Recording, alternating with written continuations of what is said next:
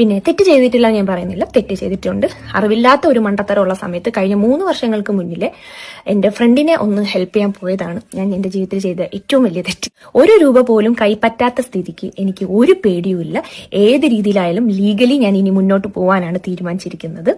എന്റെ ഭാഗം ന്യായീകരിക്കാനൊന്നുമല്ല, എന്താണ് കാര്യം എന്ന് അറിയിക്കാൻ വേണ്ടിയിട്ട്. ഇപ്പൊ പലപ്പോഴായി പല ഇൻഫ്ലുവൻസേഴ്സും തന്നെ വിശ്വസിക്കുന്ന വ്യൂവേഴ്സിനെ ചതിക്കുഴിയിൽ പെടുത്തുന്ന കാഴ്ച നമ്മൾ സ്ഥിരമായി കണ്ടുകൊണ്ടിരിക്കുകയാണ് അല്ലേ. നമ്മൾ തന്നെ അത്തരത്തിൽ ഒരുപാട് ഇൻഫ്ലുവൻസേഴ്സിനെ നമ്മുടെ ചാനലിൽ നിന്നും എക്സ്പോസ് ചെയ്ത് കഴിഞ്ഞു. ഒരാഴ്ചയിൽ അത്തരത്തിലുള്ള ഒരാളെ കുറിച്ചെങ്കിലും സംസാരിക്കേണ്ടി വരുന്നു എന്നുള്ളതാണ് ഏറ്റവും സങ്കടപ്പെടുത്തുന്ന വസ്തുത. എന്നിട്ടും ഇവരുടെ ചതിക്കുഴിയിൽ വീണ് കൊടുക്കാൻ ആളുകളുണ്ട്. എന്തായാലും ഇന്ന് ഈ വീഡിയോയിലൂടെ ഞാൻ ഡിസ്കസ് ചെയ്യാൻ ആഗ്രഹിക്കുന്നത് 1 കോടിക്ക് മുകളിൽ തട്ടിയ ഒരു ഇൻഫ്ലുവൻസറെ കുറിച്ചാണ്.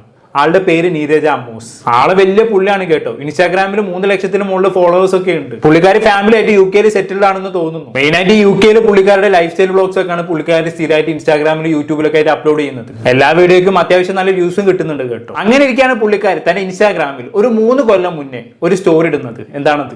UK നിലവിൽ 8ഓളം ആളുകൾക്ക് COS കൊടുക്കുന്നുണ്ട്, താല്പര്യമുള്ളവർ ബന്ധപ്പെടുക എന്ന് പറഞ്ഞുകൊണ്ട്. ഈ COS എന്താണെന്ന് മനസ്സിലായല്ലോ, സർട്ടിഫിക്കറ്റ് ഓഫ് സ്പോൺസർഷിപ്പ്. അതായത് UK പോലുള്ള സ്ഥലങ്ങളിൽ നമുക്ക് ജോലി ചെയ്യണമെന്നുണ്ടെങ്കിൽ വിസക്കൊപ്പം COS കൂടി വേണം, എന്നാൽ അവിടെ ജോലി ചെയ്യാൻ പറ്റത്തുള്ളൂ. അത് ഏതെങ്കിലും കമ്പനി നമുക്ക് പ്രൊവൈഡ് ചെയ്യണം. എന്തായാലും 8ഓളം COS കൊടുക്കാനുണ്ടെന്ന് പറഞ്ഞ നീരജയുടെ സ്റ്റോറി കണ്ടിട്ട് ഈ എക്സ്പ്രസ് UK എന്ന് പറയുന്ന ഒരു ഏജൻസി നടത്തുന്ന 3 പയ്യന്മാര് നീരജനെ സമീപിച്ച്, എന്നിട്ട് ഞങ്ങളുടെ കയ്യിൽ കുറച്ച് ക്ലയൻസ് ഉണ്ട്, 8ഓളം ആളുകളല്ലേ ഞങ്ങൾ മുട്ടിച്ച് തരാമെന്ന് നീരജയോട് പറഞ്ഞു. ആക്ച്വലി നീരജ തന്റെ സുഹൃത്തിന് വേണ്ടി ചെയ്തു കൊടുത്തൊരു പ്രൊമോഷൻ ആയിരുന്നു അത്. പക്ഷേ ഈ പ്രൊമോഷൻ കാരണം 8 ആളുകൾ ഒരുമിച്ച് കിട്ടുമെന്ന് നീരജ് ഒരിക്കലും കരുതിയിരുന്നില്ല. എന്തായാലും ഇങ്ങനെ പെട്ടെന്ന് വലിയൊരു കോൾ ഒത്തു വന്നപ്പോൾ നീരജ് എന്താക്കി, ഇടയിൽ കൂടെ ചെറിയൊരു ഉടായ്പ പരിപാടി കാണിച്ചു. എന്താണത്? ഡയറക്റ്റ് ഈ എക്സ്പ്രസ് UK ടീമിനെ തന്റെ സുഹൃത്തിന് മുട്ടിച്ചു കൊടുക്കാതെ പുള്ളിക്കാരി മീഡിയേറ്റർ ആയിട്ട് നിന്ന്, ഇടനിലക്കാരായിട്ട് നിന്ന്, എന്തിനു വേണ്ടിയിട്ട്? ഇടയിൽ കൂടെ ഒന്ന് കമ്മീഷൻ പറ്റാൻ വേണ്ടിയിട്ട്. അങ്ങനെ പുള്ളിക്കാരി ത്രൂവായിരുന്നു ഇവരുടെ എല്ലാ ട്രാൻസാക്ഷൻസും എല്ലാ ഡീലിംഗ്സും നടന്നത്. എന്തായാലും ഒരു വ്യക്തിക്ക് COSും വിസയും ഒക്കെ ആയിട്ട് 15 ലക്ഷത്തോളം രൂപയായിരുന്നു ഇവർ ചോദിച്ചത്. അങ്ങനെ 8 ആളുകളിൽ നിന്ന് എത്രയായി? 1 കോടിക്ക് മുകളിലായി അല്ലേ. ഇത് ഒറ്റയടിക്കൽ അയച്ചു കൊടുക്കേണ്ടത്, ഗഡുക്കളായിട്ടാണ് അയച്ചു കൊടുക്കേണ്ടത്. അങ്ങനെ എല്ലാ ക്ലയൻസിന്റെയും പറഞ്ഞ പണത്തിന്റെ ഏകദേശം പകുതി ഭാഗത്തോളം ഇവർ അയച്ചു കൊടുക്കുകയും ചെയ്തു. അങ്ങനെ ഇരിക്കാണ് നീരജന്റെ സുഹൃത്ത് ഒരു ഫേക്ക് COS ഈ എക്സ്പ്രസ് UK ടീമിന് അയച്ചു കൊടുക്കുന്നത്. അത് ഈ എക്സ്പ്രസ് UK ടീം തിരിച്ചറിയുകയും അവരെ നല്ലോണം വർത്താനം പറയുകയും ചെയ്തു. ഒന്നുകിൽ തന്ന പണം മുഴുവനായിട്ട് തിരികെ തരിക, അതല്ലെങ്കിൽ COS അയച്ചു തരിക, ഇതിൽ ഏതെങ്കിലും ഒന്ന് ചെയ്തു തരണമെന്ന് അവർ ആവശ്യപ്പെട്ടു. ഇതോടെ ഇടയിൽ നിന്ന് നീരജയ്ക്ക് മനസ്സിലായി സംഭവം തലയിലാവും, മെല്ലെ ഒഴിയാമെന്ന്. അങ്ങനെ നീരജ് എന്താക്കി നൈസായിട്ട് അവിടുന്ന് സ്കൂട്ടായി. പിന്നെയുള്ള ഡീലിംഗ്സ് ഈ എക്സ്പ്രസ് UK ടീമും നീരജയുടെ സുഹൃത്തും തമ്മിലായിരുന്നു. നീരജ് ആ ഭാഗത്തേക്ക് പിന്നെ തിരിഞ്ഞു നോക്കാനേ പോയില്ല. അതിനിടയിൽ പിന്നീട് എന്ത് സംഭവിച്ചു എന്ന് ചോദിച്ചു കഴിഞ്ഞാണെങ്കിൽ ഈ നീരജന്റെ സുഹൃത്ത് നൈസായിട്ട് പൈസ ആയിട്ട് അങ്ങ് മുങ്ങി. അതോടെ പെട്ടതാരാണ്? ഈ എക്സ്പ്രസ് UK ടീമാണ്. കാരണം അവരുടെ കയ്യിലാണല്ലോ 8ഓളം ക്ലയൻസ് പൈസ കൊടുത്തത്. അപ്പൊ അവരാണ് ഈ ക്ലയൻസിന് ചോദ്യത്തിന് മറുപടി പറയേണ്ടത്. എന്തായാലും ഈ എക്സ്പ്രസ് UK ക്ലയന്റിന്റെ കൂട്ടത്തിലെ ഒരാള് ഒരു CIയുടെ ഭാര്യയായിരുന്നു. അതോടെ ഈ എക്സ്പ്രസ് UK ടീമിനെതിരെ വിസ തട്ടിപ്പിന് കേസ് എടുക്കുകയും ചെയ്തു. ആകെ നാണം കിട്ടുമെന്ന് പറഞ്ഞാൽ മതിയല്ലോ, ഇവർക്ക് പുറത്തിറങ്ങി നടക്കാൻ പറ്റാത്ത അവസ്ഥയായി. അതോടെ അപമാനഭാരം താങ്ങാനാകത്തെ എക്സ്പ്രസ് UKയിലെ ഒരുത്തന്റെ അച്ഛൻ അങ്ങ് കയറി ആത്മഹത്യ ചെയ്തു. അതോടെയാണ് സംഗതി കൂടുതൽ വഷളാവുന്നത്. ഇത് പൊക്കി പിടിച്ചോണ്ട് എന്റെ കാസറ്റ് എന്ന് പറയുന്ന ഒരു ഇൻസ്റ്റാഗ്രാം പേജ് നല്ല രീതിയിൽ നീരജയ്ക്കെതിരെ സംസാരിക്കാൻ തുടങ്ങി. ഈ എക്സ്പ്രസ് UK പെട്ട ഒരുത്തന്റെ ഒരു വോയിസ് റെക്കോർഡ് ഈ എന്റെ കാസറ്റ് പുറത്തു വിട്ടിട്ടുണ്ടായിരുന്നു. നമ്മൾ എന്തായാലും കേട്ടോക്കാം. പിന്നെ മരിച്ചെന്ന് പറഞ്ഞാൽ എന്റെ പാണ്ടുണ്ട്, ഞങ്ങൾ 3 പേരായിരുന്നു. അതിലെ ഒരാളുടെ ഫാദർ ഈ വിഷയം കാരണം ഇത്രയും ബന്ധപ്പെട്ട് ആരും പുള്ളിയോട് ഒരു മനുഷ്യരായിരുന്നു. സാധാരണ എല്ലാവരും സാധാരണക്കാരായിരുന്നു നമ്മളെല്ലാം. അപ്പം പുള്ളിയോട് പോയി ആരോ പറഞ്ഞു ഇതുപോലെ നിന്റെ മോൻ കാരണം നിങ്ങളുടെ കുടുംബം എല്ലാം പോയി, അങ്ങനെ എന്തോ പുള്ളിയോട് പറഞ്ഞപ്പോഴത്തേനും പുള്ളി സൂസൈഡ് ചെയ്ത്. അതാണ് സംഭവിച്ചത്. പറഞ്ഞ കാര്യമില്ല. അതൊക്കെ ഈ ഒരു വിഷയം കൂടെ കഴിഞ്ഞപ്പോഴത്തേനും ഈ ഒരു മരണവും ഇതെല്ലാം കൂടെ ആയപ്പോഴത്തേക്കും ഞങ്ങളെല്ലാം ടോട്ടലി അങ്ങോട്ട് മെന്റലി നമ്മൾ ഡൗൺ ആയിപ്പോയി. കാരണം നമ്മൾ തെറ്റ് ചെയ്യാതാണ് നമ്മൾ ഇത്രയും വലിയൊരു കുഴിയിലേക്ക് ചാടി. ഇത്രയും ഒരു പ്രശ്നങ്ങൾ വന്നപ്പോഴത്തേനും നമുക്ക് വലിയ പ്രായമൊന്നും ഉള്ളതല്ല ബ്രോ. നമുക്ക് 10, 26, 27, 28 വയസ്സൊക്കെ ഉള്ളൂ. പക്ഷെ നമുക്ക് മാനേജ് ചെയ്യാൻ പറ്റുന്നതിന് അപ്പുറത്തേക്ക് പോയി. കാരണം ഇത്രയും ഒരു ഇത് വന്നപ്പോഴത്തേക്കും നമുക്ക് മെന്റലി അങ്ങ് ഡൗൺ ആയിപ്പോയി. അത് കാരണമാണ് പിന്നെ ഇതിന്റെ പുറകെ ഈ വിഷയങ്ങൾക്ക് പുറകെ ഒന്നും പോകാതിരുന്നത് നമ്മൾ അതുകൊണ്ടാണ്. പക്ഷെ ആ പയ്യന് നീരജ പൈസ കൊടുത്തെന്ന് പറയുന്ന പയ്യനുണ്ട്. ആ പയ്യൻ ഒരു തവണ എറണാകുളത്ത് വന്ന്, ഞാൻ നാട്ടിലുള്ള സമയത്ത് എറണാകുളത്ത് വന്ന് ഓഫീസിൽ വെച്ച് ഈ പയ്യൻ വന്ന് എനിക്ക് എഗ്രിമെന്റ് എഴുതി തന്നു. അവൻ ഇത്ര ദിവസത്തിനുള്ളിൽ 70 ലക്ഷം രൂപ തിരിച്ചു തരാം, അതായത് ആദ്യം ഒരു 35 ലക്ഷം രൂപ തിരിച്ചു തരാം, പിന്നെ ഒരു 35 ലക്ഷം തിരിച്ചു തരാം എന്ന് പറഞ്ഞാൽ എനിക്ക് എഗ്രിമെന്റ് എഴുതി നോട്ടറി മുമ്പാകെ അറ്റസ്റ്റ് ചെയ്ത് തന്ന ഡോക്യുമെന്റ് എൻ്റെ ഉണ്ട്. പക്ഷേ അതിനുശേഷം ഇവൻ മുങ്ങി നാട്ടിൽ നിന്ന്. അതിനുശേഷം ഇവന്റെ അഡ്രസ്സ് ഞാൻ തപ്പിപ്പിടിച്ച്, എനിക്ക് ഇവനെ നോട്ടറി എഴുതി വന്ന ഓഫീസിൽ വന്ന് എഴുതി തന്ന എൻ്റെ ഉണ്ടല്ലോ, അങ്ങനെ എൻ്റെ അഡ്രസ്സൊക്കെ തപ്പിപ്പിടിച്ച് വീട്ടിൽ ചെന്നപ്പോഴും വീട്ടുകാർ പറയുന്നത് ഞങ്ങളല്ലല്ലോ മേടിച്ചത്, നിങ്ങൾ എന്താണെന്ന് വെച്ചാൽ ചെയ്യുന്നുള്ള രീതിയിലാണ്. നീരജ പറയുന്നത് നീരജ അല്ലല്ലോ പൈസ മേടിച്ച, അവനല്ല പൈസ മേടിച്ച. അവൻ പറയുന്നത് ഞാൻ നിങ്ങളോട് പൈസ ഇടാൻ പറഞ്ഞിട്ടുണ്ടോ? ഒന്നുമില്ലല്ലോ, നീരജല്ല പൈസ ഇടാൻ പറഞ്ഞത്, നീരജല്ല പൈസ കൊണ്ടുതരാൻ പറഞ്ഞതെന്നാണ് അവൻ പറയുന്നത്. ഇതാണ് ഇവരുടെ സ്റ്റാൻഡ്, ഇതാണ് സംഭവം. അത് സത്യം പറഞ്ഞാൽ ഇപ്പം ഇങ്ങനെ നിൽക്കുകയാണ്. അതിൽ എന്താ ചെയ്യേണ്ടേ എടുക്കേണ്ടേ ഒന്നും അറിയില്ല. കുറെ പേരുടെ ജീവിതം പോയി, എൻ്റെ ഉൾപ്പെടെ കുറെ പേരുടെ ജീവിതം പോയി. എനിക്ക് സത്യം പറഞ്ഞാൽ ഒന്ന് മനസ്സ് തുറന്ന് സന്തോഷത്തിലൊക്കെ കാലം കുറേ ബ്രോ. അതവസ്ഥയില്ല. പിന്നെ ഒരാളുടെ ജീവനും പോയി.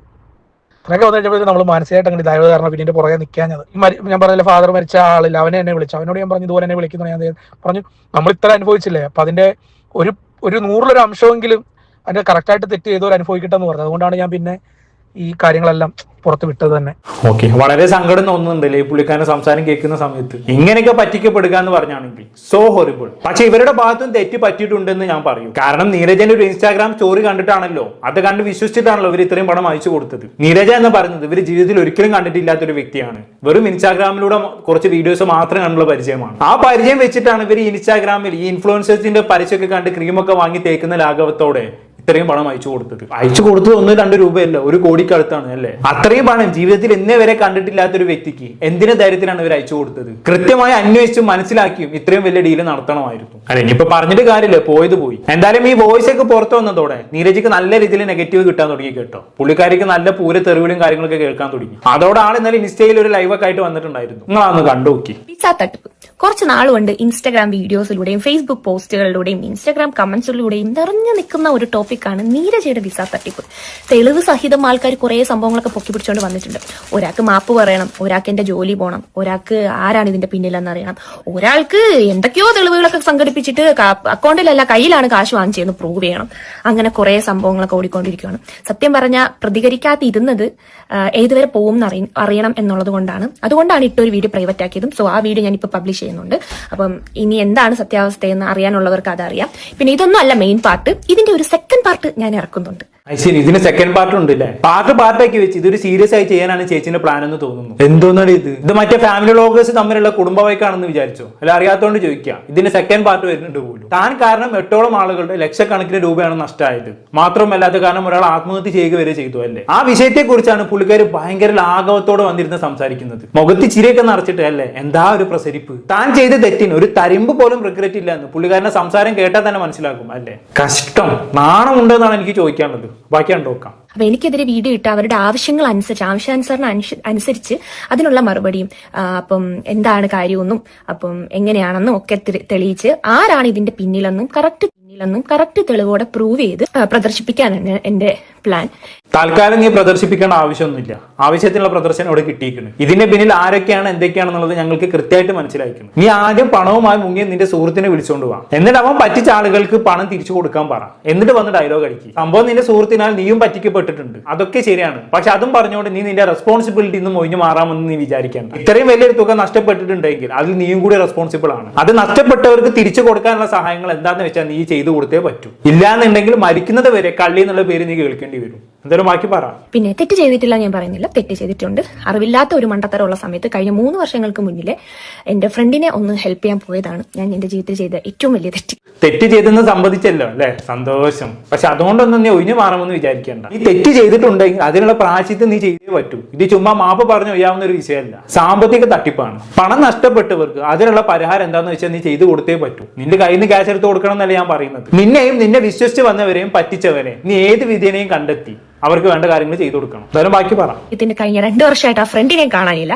അപ്പൊ പിന്നെ കഴിഞ്ഞ 3 വർഷങ്ങൾക്ക് മുന്നിലേ ഉണ്ടായ ഈ പ്രശ്നം വീണ്ടും 3 വർഷത്തിന് ശേഷം കുത്തിപ്പൊക്കുന്ന കുറച്ച് നല്ല ഇൻഫ്ലുവൻസേഴ്സിന് വേണ്ടിയിട്ട് നിങ്ങൾ വെയിറ്റ് ചെയ്ത റിസൾട്ട് ഉടനെ തന്നെ ഉണ്ടാവുന്നതായിരിക്കും. കഴിഞ്ഞ ഉടനെ തന്നെ ഒരു സെക്കൻഡ് പാർട്ട് വീഡിയോ ഇടുന്നത്. സമയക്കുറവ് മൂലമാണ് ഇടാത്തത്. ബിക്കോസ് അടുപ്പിച്ചുള്ള ഷിഫ്റ്റ് കാരണം ഒരു ലെങ്തി വീഡിയോ എടുക്കാനുള്ള ടൈം എനിക്കില്ല. സോ അടുത്ത ഓഫുള്ള ദിവസം തന്നെ ഉടനെ നല്ലൊരു വീഡിയോ എടുക്കുന്നതായിരിക്കും. അങ്ങും കേട്ടോണ്ട് വന്നിരുന്ന് കമന്റ് ഇടുന്നത് നെഗറ്റീവ് പറയുന്നതായിട്ടുള്ള കുറച്ച് നല്ലവരായ വ്യക്തികൾക്ക് വേണ്ടിയിട്ട് 1 രൂപ പോലും കൈപ്പറ്റാത്ത സ്ഥിതിക്ക് എനിക്ക് ഒരു പേടിയുമില്ല. ഏത് രീതിയിലായാലും ലീഗലി ഞാൻ ഇനി മുന്നോട്ട് പോകാനാണ് തീരുമാനിച്ചിരിക്കുന്നത്.